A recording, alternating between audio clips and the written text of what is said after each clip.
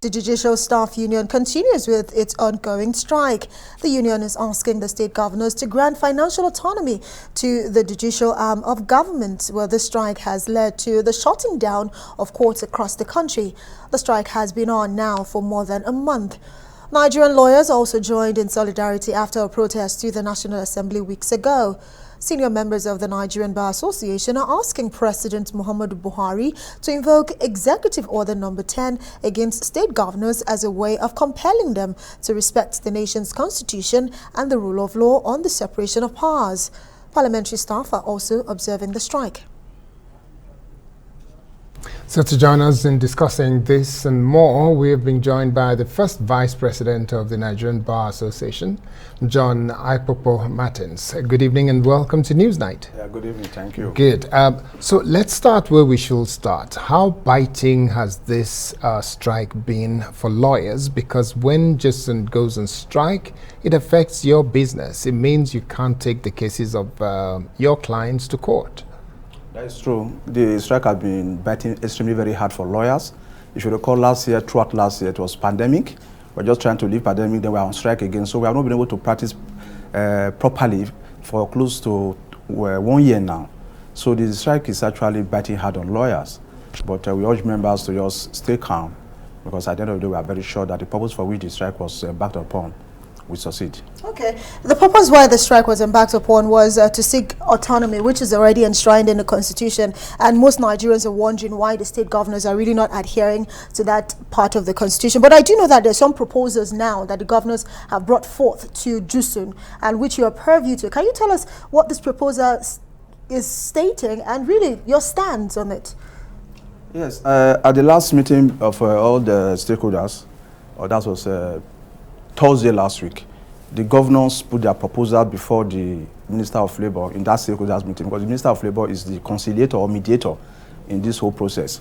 And in their proposal, simply breaking it down in simple form, is that they have agreed that the judiciary and the legislature, they have, the money standing to their credit will now be released on first line charge, which means that a governor did not have to approve the monies again. However, the agreement, which is following the federal government's tie with the federal government judiciary too, is that at a state budget revenue allocation committee be set up in all the states, so that every month when money comes to the state from the federal allocation and from the internal revenue generated, the commissioner of finance will place before that particular committee, which is made up of the three bodies. You have the executive represented by the commissioner of finance, you have the judiciary represented by the chief registrar of court, then you have the legislature represented by the clerk. Okay. The three bodies will sit together.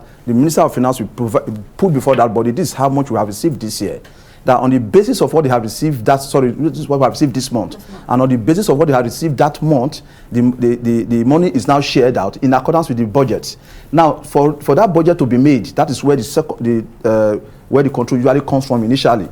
For that budget to be made, that same committee will sit and determine how much is the revenue profile coming for that year, and decide this is the needs. Then they try to ensure equitable sharing of that expected revenue and put it into a budget which should not be passed. But the executive still has some level of control, isn't it? Because from what you're telling us right now from this proposal, they still can decide who is in that committee. But because the Constitution is clear, the autonomy of the other arms of government should be guaranteed. So why is there a setting up of a committee? It is guaranteed now. Okay, so this committee that you've talked about and all of these proposals, the MBA, what is your position on it? Our position should JUSUN accept it? Well, I will not tell JUSUN what to accept or not to accept, but I will advise them to look at it critically. From our own side, we think it is fair and good. Why? The financial autonomy which we are talking about has been dealt with. The governors no longer have an approving authority over the monies. They don't have approving authorities. From the proposal, what I'm saying now, they have agreed that they no longer have the power to allocate to the to each arm what they should get. Rather, the three arms will sit together and determine what their budget is and agree to it and pass it. So they sit as equal members. Then that same budget, when it has been passed, is given to the Accountant General of the state, who now, upon the money coming, instantly checks it out without the order of the... Directly from source. Yeah, directly from source. That's the first line charge which the Constitution talked about. So without the governor's input or say so, the money goes directly. So that is the agreement. However, they need statutory instruments, legislative instruments to ensure that this proposal is actually becomes law.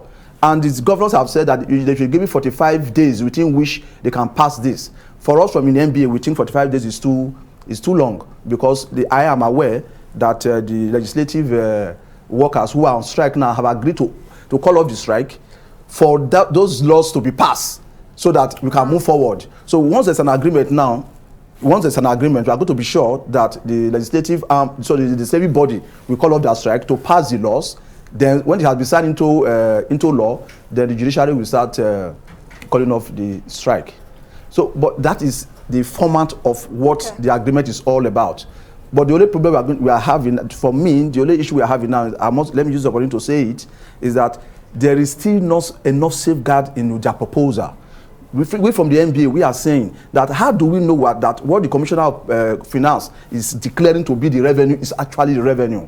What if he's on that declares, what happens? So we are asking that law, there should be a penalty clause, that where the Commissioner of Finance is found out to have on that declared what is coming to the state, then there should be penalty for it. Is there a possibility that there will be lies from commissioners of finance? You never can tell. It is always better to think ahead and safeguard instead of allowing it to happen. Because when the Constitution was being promulgated and said all the money salary to the judiciary to be paid to the judiciary, nobody expected the governors for 21 years not to abide by it. Absolutely. So why take the chance?